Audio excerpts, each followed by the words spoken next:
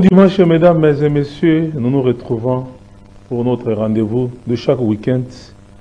École du changement, émission au cours de laquelle nous nous penchons en tout cas sur les problèmes des sociétés. Et ici, notre combat, notre croisade, c'est contre les antivaleurs. Comment faire en sorte que, en tout cas, notre société soit qualitativement avancée, développée en termes de mentalité, en termes de comportement, que nous puissions en tout cas nous débarrasser de tous les travers qui nous empêchent en tout cas d'aller de l'avant, comme la corruption, comme l'égoïsme, comme la primauté de l'intérêt personnel sur l'intérêt général. Voilà un peu ce à quoi en tout cas nous nous attelons depuis un bout de temps au cours de cette émission. Nous nous retrouvons ce dimanche avec Maître Thomas Gamakolompotou. Il est spécialiste des questions de Grand Lac. Aujourd'hui, nous le recevons comme coordonnateur du collectif des Grands Lacs en danger. Bon dimanche et bienvenue en tout cas, Maître Thomas Gamakolo. Bon dimanche à toi également. Merci beaucoup et je remercie la chaîne qui m'invite une énième fois afin que nous puissions parler des sujets brûlants, des questions brûlantes relatifs ou liées aux élections ou à l'actualité. Et je me prête volontiers à cet exercice. Si tant est que à chaque fois que je passe dans cette chaîne, c'est pour moi un plaisir. Voilà, vous aurez dû en tout cas être à deux avec un autre invité dont nous taisons les noms, qui avait confirmé jusqu'en dernière minute, nous l'avons attendu, il ne s'est pas pointé. On est obligé en tout cas de faire avec vous seuls sur ce plateau d'école du changement.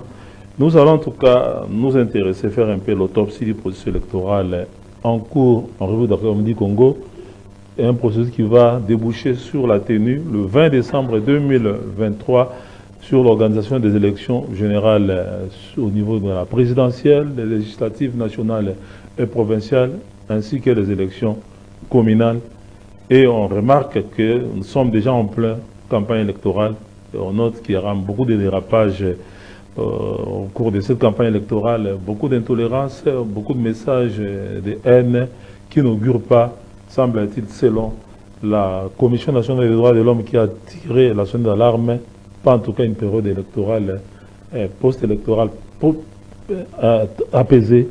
Nous allons voir ça avec vous, Maître Thomas Gamakolo. Comme nous parlons du processus électoral, c'est processus lié aussi en tout cas aux questions sécuritaires, particulièrement à l'est du pays, où on a des entités qui ne savent pas en tout cas aller aux élections, tout simplement parce qu'il y a des affrontements en cours dans cette partie du territoire, notamment dans la province Nord Kivu. Et nous allons prendre juste une petite parenthèse et évoquer un peu ce que nous avons appris avant de monter sur ce plateau. Il s'agit du départ de contingents kenyans et de l'EAC qui sont venus dans le cadre sous-régional, en tout cas, pour essayer un peu de ramener la paix au Congo. Mais on se rend compte qu'ils n'ont pas fait grand-chose, tout comme la MONUSCO. Et ça s'appelle, quel commentaire de votre part, Maître Thomas Gamakolo, quand on apprend qu'il y a des sources concordantes que les troupes de l'EAC sont en train de partir, en commençant par d'abord les contingents kenyans. Merci beaucoup pour la question. C'est vrai que nous voulons parler des questions des discours de haine, ainsi que de la xénophobie, qui incite à la haine et à la xénophobie en période électorale.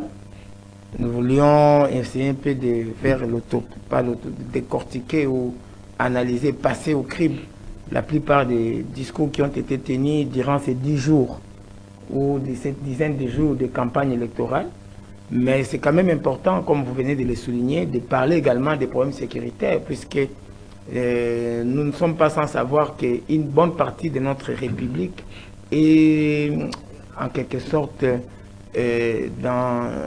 sous un conflit larvé entre le gouvernement central et les groupes armés qui lui contestent la souveraineté sur des pans entiers de notre territoire, plus précisément, parce qu'il y en a beaucoup, mais je parle plus précisément du M23 parce que... Qui est soutenu par le Rwanda.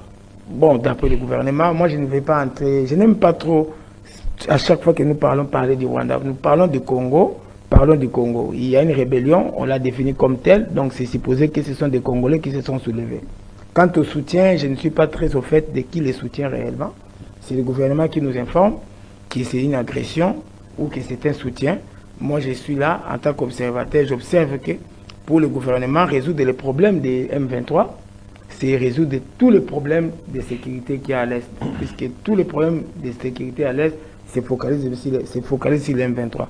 Pour ce faire, le gouvernement avait espéré que donc les EAC qui arrivent comme force d'interposition, force tampon, puisque ça déjà la population doit savoir, ces forces sont venues non pas comme des forces pour attaquer les M23, mais ils sont venus pour essayer de réconcilier les groupes armés ainsi que les M23 avec le gouvernement, essayer de trouver par des voies de dialogue une issue à cette crise qui dure bientôt 30 ans. Et dans ce cadre-là, ils avaient d'abord, avec l'accord de notre gouvernement, ils étaient venus et ils s'étaient interposés, donc ils avaient créé des zones tampons. La réalité, c'est ce qu'on ne dit pas à la population, et beaucoup de gens ont le courage de le dire, il y avait des zones tampons, c'est-à-dire on a séparé les belligérants sans intention d'attaquer l'un ou l'autre. C'était donc pas des forces proactives pour combattre les M23.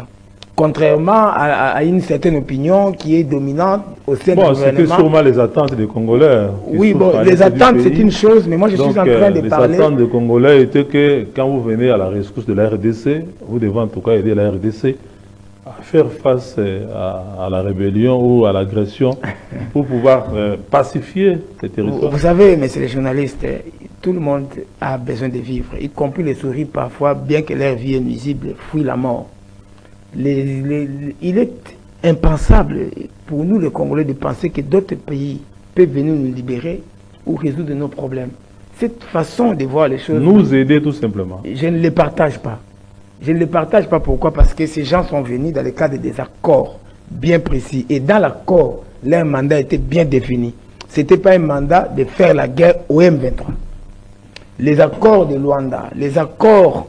Le processus de Nairobi, les accords de Bujumbura, le processus même à Bujumbura, il y a eu des sommets entre les chefs d'État, n'ont jamais dit que le rôle du M23, le rôle des forces de l'EAC, c'est de combattre les M23. Cette façon de voir a été dit et prononcée par nous, la partie congolaise. Mais ce n'était pas l'entendement des autres partis. Donc ils ont fait ce qu'ils devaient faire. Parce qu'il y a eu les conclusions. Des conclusions, parce que les gens ne savent pas, mais à Bujumbura, au courant des mois de décembre ou novembre de l'année passée, c'est-à-dire 2022, il y a eu ce qu'on a appelé les conclusions de la réunion des chefs d'état-major généraux des armées de l'EAC, qui avaient même choisi des zones où chaque force sera. C'est-à-dire les Burundais seront par exemple à Massissi, une partie de Massissi, les Soudanais seront à tel endroit, les Kenyans à tel endroit. Vous avez vu comment ils ont pris Gibumba, ils ont pris comment on appelle les camps là, Rumangabo, hein, vous voyez partout là-bas, et puis les Ougandais qui sont déjà ici depuis 2 ans, plus ceux qui sont venus dans le cadre de la force, seront à tel autre endroit. Et c'était quoi? C'était empêcher les belligérants de se battre, permettre à ce qu'il y ait un climat apaisé pour les dialogues. Mais puisque nous ne voulons pas... Comme le dialogue n'est plus possible, que comme on se rend compte du côté congolais que leur présence en tout cas ne sert absolument à rien, je crois que leur départ doit être applaudi pour que les Congolais on peut l'applaudir, on peut prendre ça comme ça. Eux-mêmes en tout cas leurs problèmes. On peut prendre ça comme ça. Donc le gouvernement congolais prend ses responsabilités pour poursuivre sa politique belliciste. Mais il ne peut pas dire que les autres ont échoué dans la politique belliciste. Puisque ce n'était pas dans leur canevas de venir pour faire la guerre au M23. Bon, c'est noté. Alors maintenant, ce qui s'est passé, c'est quoi?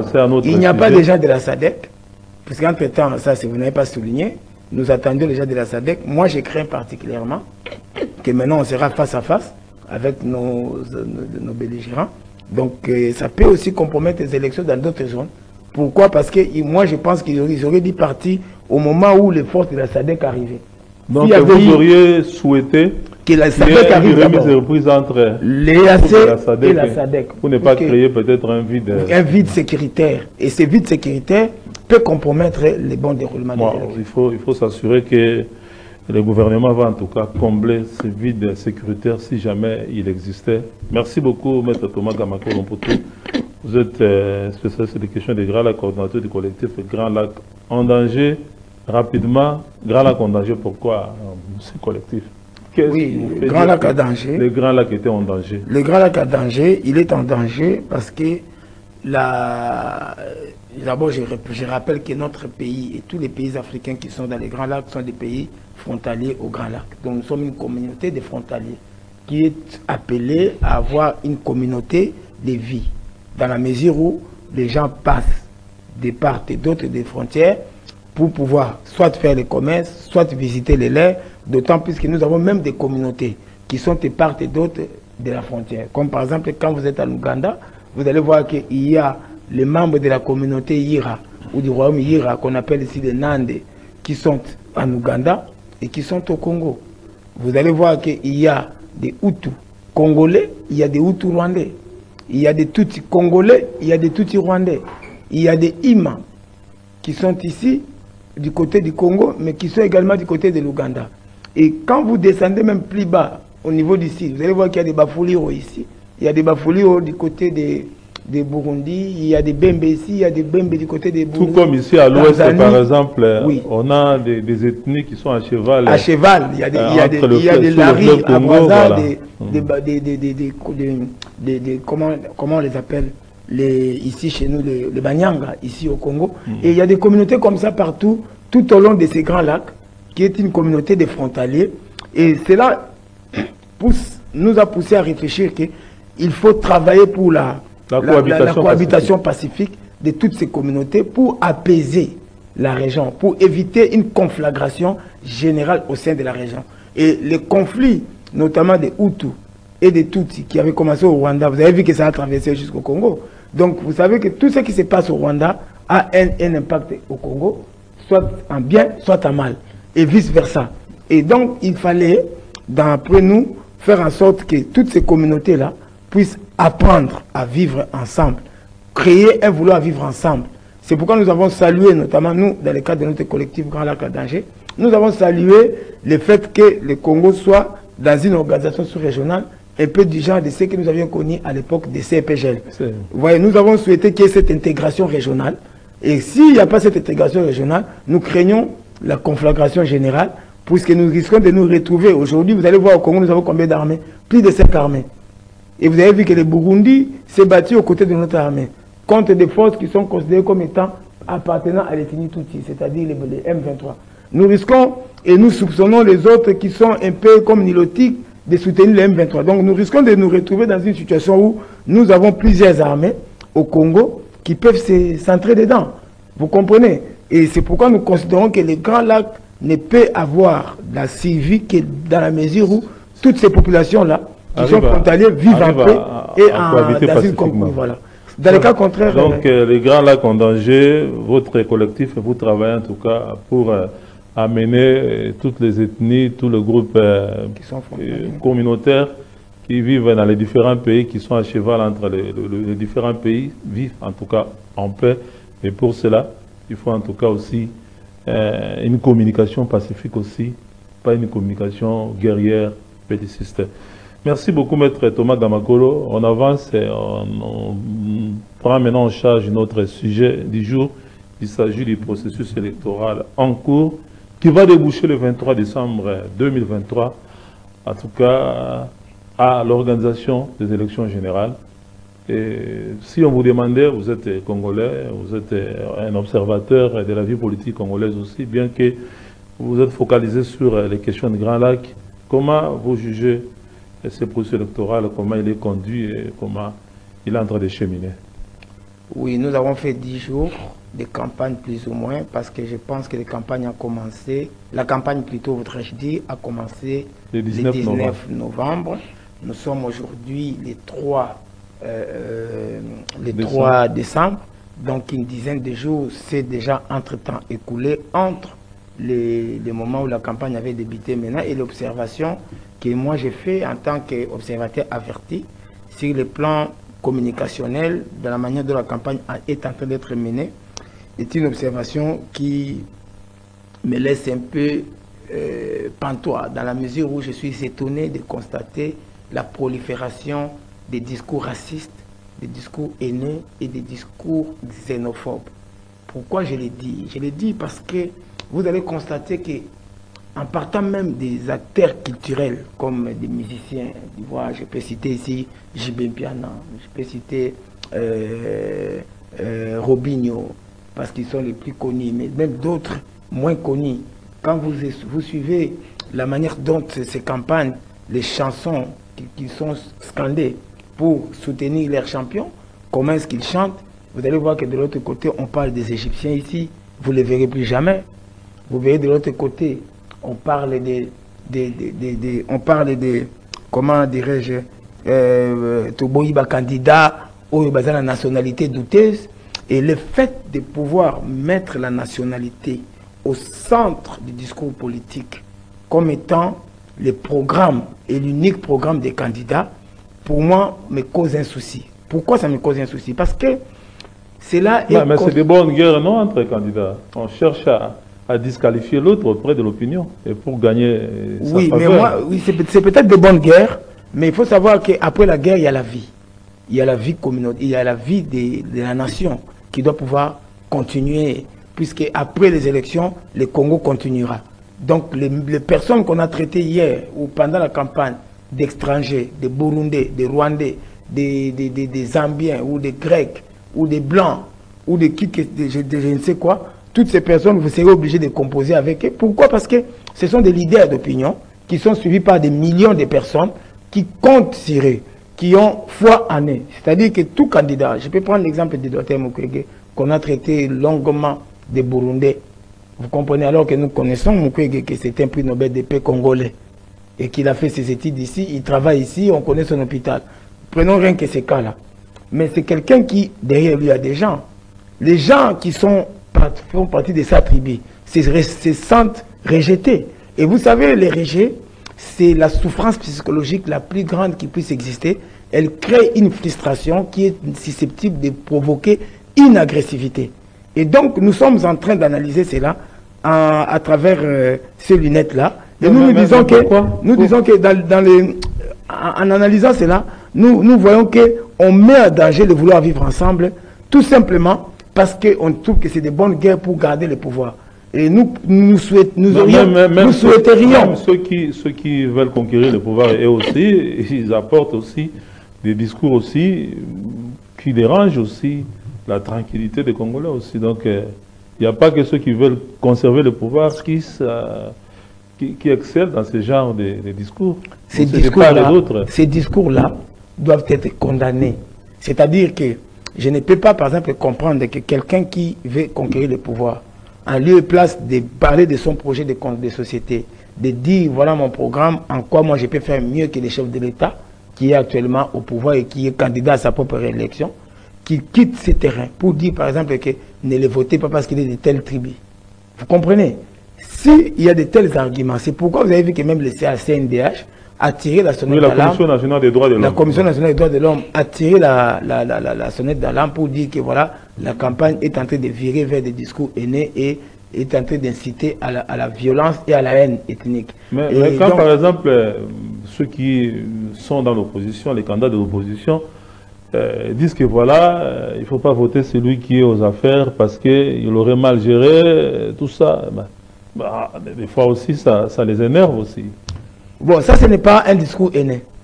S'ils vont s'arc-bouter sur les bilans du chef de l'État, qu'ils critiquent ou décortiquent, mais dans un sens péjoratif, il appartient tout simplement au camp des pouvoirs d'aussi présenter ces bilans dans un sens amélioratif.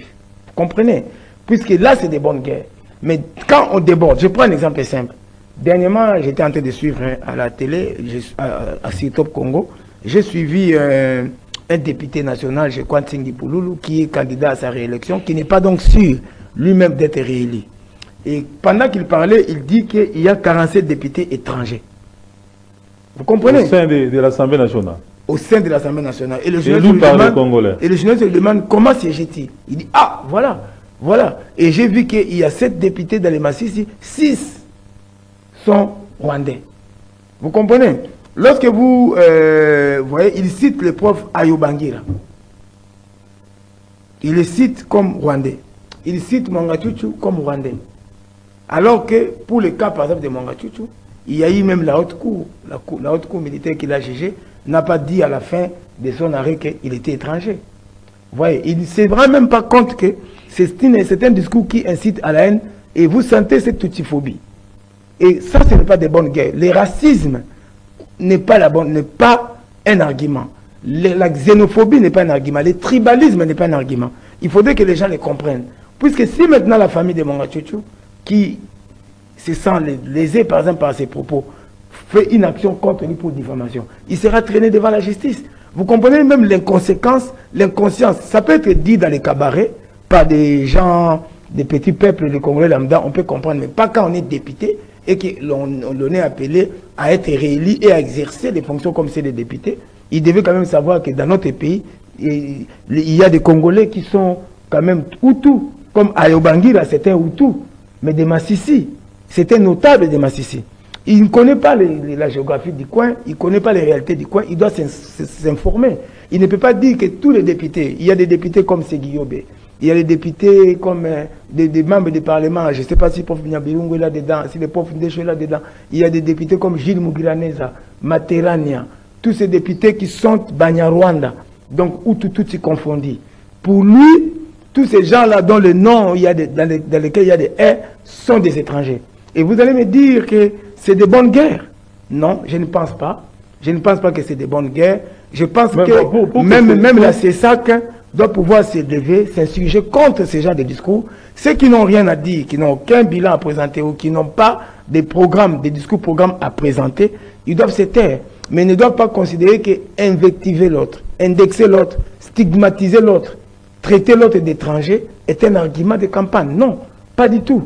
Et au contraire, vous jetez de l'huile au feu parce qu'aujourd'hui, quand on regarde la rébellion des M23 et tout ça, ils savent que cette rébellion, pourquoi ils trouvent sa raison d'être? Ils trouvent sa raison d'être dans les rejets. Ils trouvent sa raison d'être dans le fait qu'ils sont traités d'étrangers. Une communauté congolaise est exclue. Vous trouvez que vous êtes en train d'apporter de l'eau au moulin des gens qui n'ont peut-être pas raison. Si je comprends très bien, comme elle a même averti la CNDH, j'ai même suivi aussi André Claudel Louba a attiré l'attention sur ça aussi. Et donc le pays est fragile, il y a beaucoup de foyers de tension. Ici à Maluku, ici, plateau de Bateke, à Kwamout, dans l'est du pays, et que ce ne serait pas une bonne chose de pouvoir en rajouter avec une campagne électorale comportant des messages qui peuvent comme ça facilement diviser les Congolais, frustrer certains Congolais et peut-être les amener demain ou après-demain de pouvoir s'élever pour exprimer autrement leur frustration. Et qu'est-ce qu'il faut faire pour essayer quand même d'atténuer ce genre de discours, décourager ce genre de discours? Qu'est-ce qu'il faut faire? Il faut que la justice intervienne, il faut que, comme vous l'avez dit, c'est ça que tape du poing sur la table, il faut que la CENI aussi intervienne, comme Maître Thomas Gamakolo. D'abord, il faut que tous les dirigeants politiques, les acteurs politiques congolais se souviennent qu'il y a un pays. Il y a un pays qui s'appelle le Congo. C'est un pays multinational, c'est un pays multi-ethnique, multiculturel. Ce pays est une mosaïque des peuples. Ils doivent le savoir. Pendant qu'ils montent dans l'arène, ils doivent savoir que le Congo, c'est 2 345 km², 1000 km², 409 km². Et donc, ça va d'est à ouest, du nord au sud. Il comporte une sorte de population qui est éclectique. Donc, lorsque vous voulez concourir, par exemple, au suffrage universel, briguer des fonctions comme celui du chef de l'État, celui des députés, puisque vous pouvez devenir un jour peut-être président de l'Assemblée nationale, vous ne pouvez pas invectiver une partie de la population ou traiter une partie de la population comme étant étrangère. Et les gens doivent être conscients que des leaders d'opinion qui drainent des foules derrière eux, canalisent d'une certaine manière leur espoir et leur rancœur, leur frustration et leur colère. Voyez-vous, il ne faudrait pas commencer à disqualifier les gens sur base soit de leur couleur de peau, ça c'est du racisme, soit de leur appartenance ethnique, ça c'est de l'ethnicisme, soit à leur appartenance à une tribu, ça c'est du tribalisme. Et rappeler sans cesse aux acteurs politiques, notamment, qu'il y a des lois dans ces pays qui punissent ces gens de comportements. Il y en a qui vont même jusqu'au niveau des origines des épouses des candidats. Des candidats, vous voyez, tout ça, c'est une campagne, en tout cas... Une femme camerounaise, telle une femme de telle nationalité, de telle ethnie. Voilà. Et ça rend notre campagne devient une campagne nauséabonde, une campagne sale, une campagne négative, où les gens ne se font pas valoir par rapport à leur capacité, à leur qualité, mais ils cherchent à créer soit des défauts dans les autres, dans l'unique but d'obtenir le pouvoir, et ils ne voient pas plus loin que le bout de leur nez. Il semble que c'est pour sauver le pays. Non, je ne pense pas que le fait de discriminer des populations sauve le pays. Je ne pense pas que le fait de décréter d'autres partis de l'étranger. D'ailleurs, ce qui est étonnant, ce débat d'extranéité des candidats, notamment à la présidentielle, m'étonne beaucoup. Pourquoi? Parce qu'il y a eu une CENI qui a recueilli les candidatures, qui a exigé à tous les candidats de produire les certificats de nationalité. Ce qui a été fait par tous les candidats. Après, ces candidatures ont été portées devant les cours constitutionnels pour la validation. Tous ont été validés. À la fin, on a publié une liste des candidats. Ce qui suppose que c'est un débat clos. Tout celui qui est déjà figurant dans la liste des candidats qui briguent les fonctions, par exemple, des chefs de l'État, ne veut même plus être interrogé sur leur nationalité ou sur la nationalité de leur femme. Surtout que, en ce qui concerne les femmes, dans notre pays, il n'y a pas la fonction de première dame. La femme, c'est la vie privée de quelqu'un, il épouse la femme qu'il veut, c'est pour son plaisir, c'est pour son lit, et pour son foyer. Ça n'a rien à voir avec la vie de la nation. Il faut laisser aux gens la liberté de choisir. Nous avons eu par exemple Mouzé Laurent Désiré Kabila. Personne n'avait vu officiellement comme ça son épouse. Par exemple. Ce n'est qu'après son décès. On a vu ça. Nous avons découvert sa femme. Donc, tout ça, ça pose aussi le problème de savoir quelle est l'influence réellement d'une femme de quelqu'un quand il est président. Mais je voudrais revenir sur un aspect important, parce que la question que vous avez posée est très importante. C'est-à-dire qu'à un moment, même les candidats, ils doivent éduquer leurs militants. On ne doit pas laisser. Par exemple, j'ai donné l'exemple de Robinho qui a chanté une chanson sur la nationalité douteuse, Touboui Bakanda, la nationalité douteuse. On peut toujours dire que c'est lui qui a chanté, ce n'est pas les gens qui l'ont envoyé de chanter. Mais qui paye pour que ça passe en boucle sur Top Congo? Qui paye pour que ça passe par-ci, par-là? Ouais. Et donc, quelque part, il faut une moralisation de la vie politique. Il faut une certaine éthique, une certaine déontologie à observer. Et la CESAC a un rôle très important à jouer dans le contenu du message. Et les gens doivent savoir que le discours est... Peut-être que le CESAC aussi est débordé. Le CESAC ne peut pas être débordé. Si le CESAC est débordé... sociaux qui sont incontrôlables aussi. Si le CESAC est débordé, mais il y a une loi sur les réseaux sociaux, l'article 360 sur le numérique, qui veut que lorsque quelqu'un, comme par exemple dans le cas de Tingi, qui affirme que Mwanga Tchouchou est étranger, ça m'a beaucoup choqué parce que j'ai été dans ces procès comme avocat de Mwanga Tchouchou. Particulièrement Noël Chani, qui a échoué devant la Cour constitutionnelle, continue à dire que la personne qui lui a attaqué devant la Cour constitutionnelle était étrangère et était disqualifiée. Mais moi, par exemple, je peux, si j'avais l'autorisation de la famille, attaquer en justice. Il faudrait qu'à un moment que même les cours et tribunaux fassent appliquer les lois. Il y a des lois qui punissent ces comportements-là dans notre pays. Une loi existe, une ordonnance existe condamnant les discours incitatifs à la haine tribale et ethnique. Alors les gens qui ne comprennent pas que nous avons un pays à sauvegarder, sauver le Congo, c'est quoi? C'est garder le Congo dans son unité, avec tous les peuples qui sont là, accepter tous les peuples de toutes les races, de toutes les ethnies, de toutes les tribus qui existent déjà au Congo. C'est ça, sauver le Congo. Sauver le Congo, ce n'est pas diviser le Congo.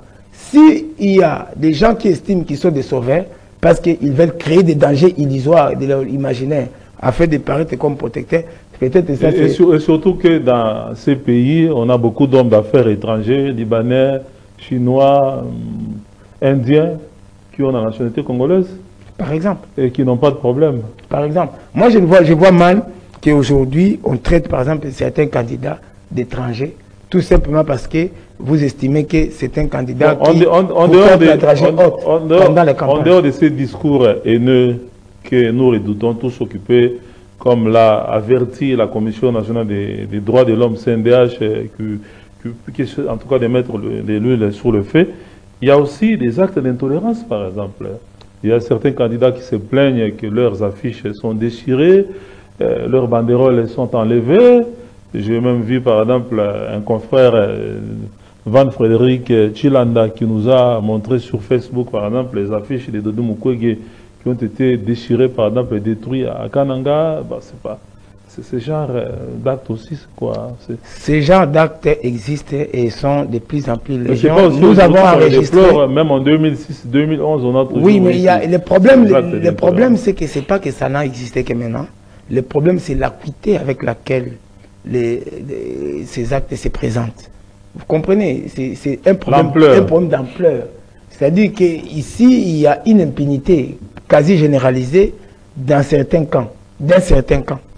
Les gens qui sont de ces camps-là, parce qu'ils peut-être ils estiment que c'est les camps qui sont au pouvoir, agissent parce qu'on a des forces de progrès, qui viennent s'ajouter à la problématique des milices, à l'Est, notamment des Ouazalendo et consorts, qui peuvent aussi déranger la campagne d'un candidat. Vous avez vu à un moment que même lorsque le ministre Guy Saro est descendu chez lui à Ouvira, ce n'était pas encore la campagne, mais c'était déjà la pré-campagne, il y a eu des gens qui se sont mobilisés pour troubler et perturber tout simplement à cause de ses origines. Oui, tout simplement parce qu'on estimait que il est ministre du gouvernement central. Oui, mais tout simplement parce que... candidat de l'UDPS. Voilà, et on estime qu'il est Tutsi, il n'a pas le droit de venir là-bas, ce n'est pas la terre de Tutsi, tout ça. Vous comprenez un peu ça? Cette Tutsiphobie, cette rwandophobie qui est immanent pendant toute cette campagne, ainsi que ce tribalisme rampant qui est immanent de toute cette campagne, fait que lorsque certains candidats se déplacent dans certains coins qu'on estime comme étant les fiefs de notre candidat,